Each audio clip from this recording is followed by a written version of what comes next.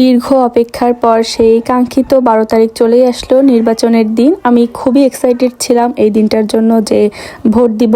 এটা আমার second vote, কিন্তু সরকার নির্বাচন এটা ফার্স্ট। জন্মের পর থেকে তো দেখতেছি যে একই সরকার, কিভাবে আর ভোট দিব। আমরা সকাল টাইমে যাইনি, যেহেতু সকালে একটু ভিড় থাকে, তাই দুপুরবেলায় গিয়েছিলাম। দুপুর বলতে 11টা সাড়ে 11টার দিকে, একদমই ফাঁকা ছিল তখন। তো রেডি হয়ে রিক্সা নিলাম।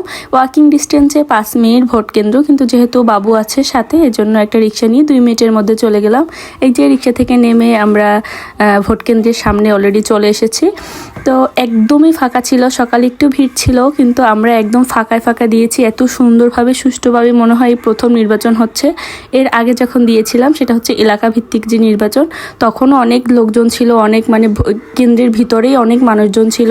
তো যাই হোক, ভোট দেওয়া শেষ, জাস্ট 2 মিনিটও সময় লাগলো না।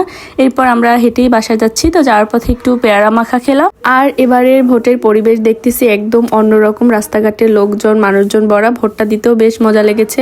আমার কথা হচ্ছে, যেই হোক না কেন দেশটা যেন তার হাতে খুবই ভালো থাকে, ভালো চলে।